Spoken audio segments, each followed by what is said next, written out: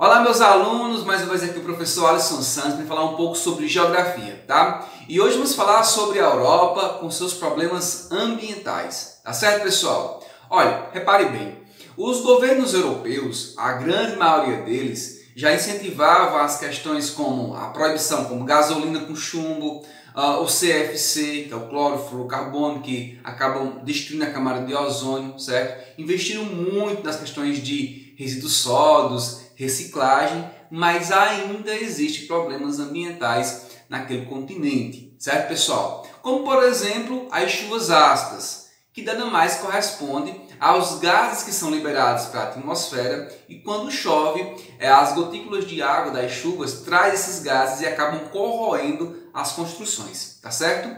Ou também a questão da desertificação, que isso ocorre por mudanças climáticas ou pela ação antrópica, ou seja, a ação do homem, certo pessoal? Isso ocorre basicamente lá no sul da Europa, onde se tem mais registro de desertificação, onde os espaços ficam não propícios para a agricultura ou pecuária, tá? Para surgimento de novas plantas, tá certo pessoal?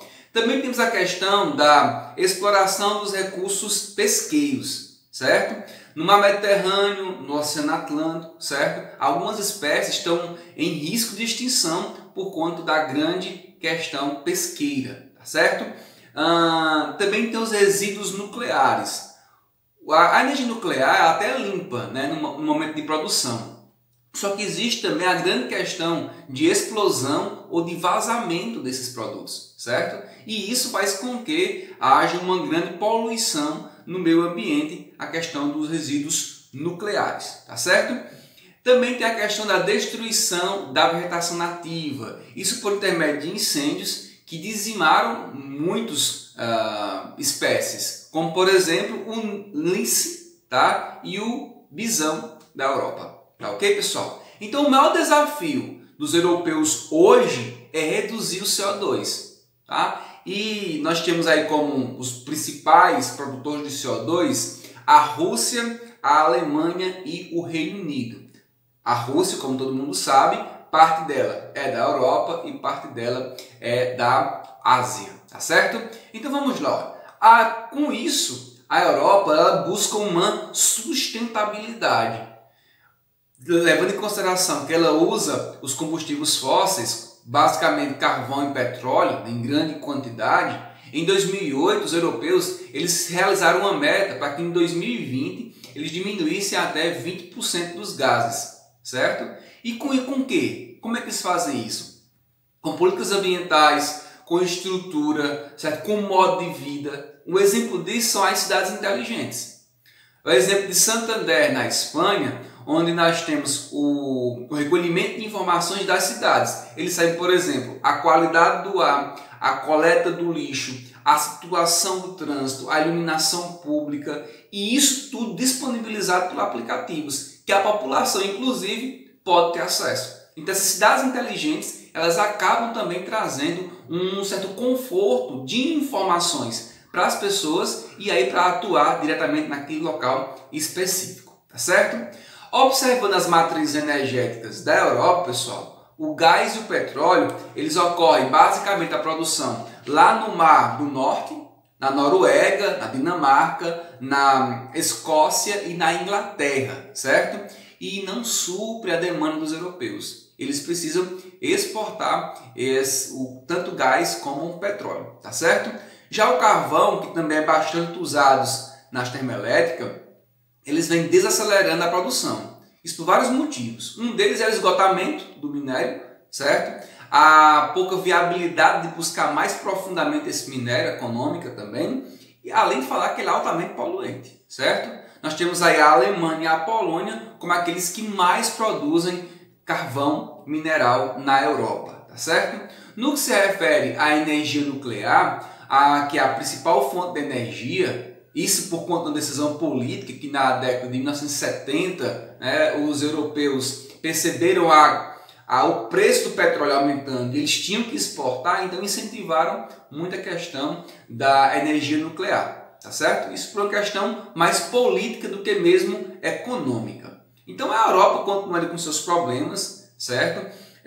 em relação à demanda energética, porque eles não produzem a energia suficiente para o seu consumo, certo? Então o petróleo, por exemplo, ele vem da Líbia e da Rússia, assim como o gás natural vem da Rússia, Líbia e Argélia, tá certo? Então usam esse gás natural, por exemplo, para aquecer as casas nos invernos rigorosos da Europa. Então toda casa lá precisa ter um aquecedor, muito diferente de nós aqui no interior do Ceará, não é isso? Muito quente, a gente não precisa desse tipo de equipamento, desse tipo de produção de energia. Pelo contrário, a gente usa aqui muito a questão para resfriar os ambientes e não para aquecer.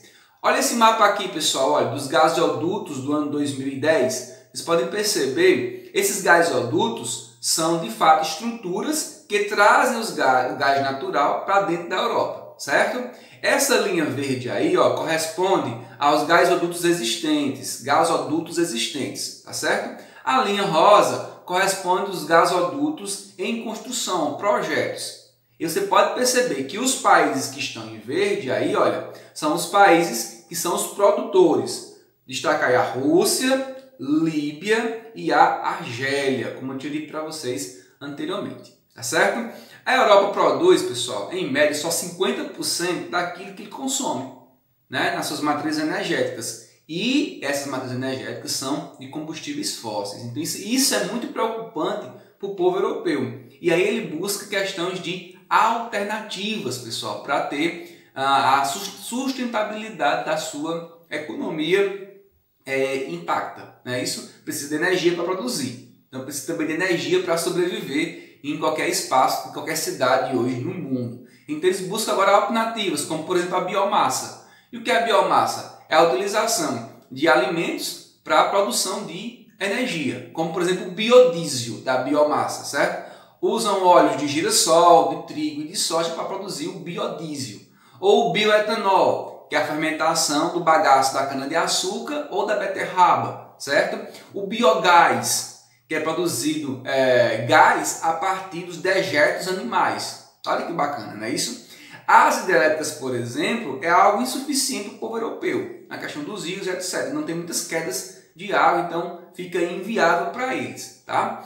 E a energia geotérmica, muito bacana, viu? A energia geotérmica, ela utiliza, por exemplo, o calor que vem do interior da Terra, né? Altamente suficiente, né? E eficiente. Aonde? Onde tem as águas termais, águas quentes e gases, certo? Um exemplo disso é a Islândia, tá, pessoal? Na Europa possui essas fendas que dá para ter acesso a essas elevadas temperaturas do interior da Terra. A energia eólica também é algo existente lá, só que nos últimos anos houve uma desaceleração por conta da mal técnica de distribuição desta energia.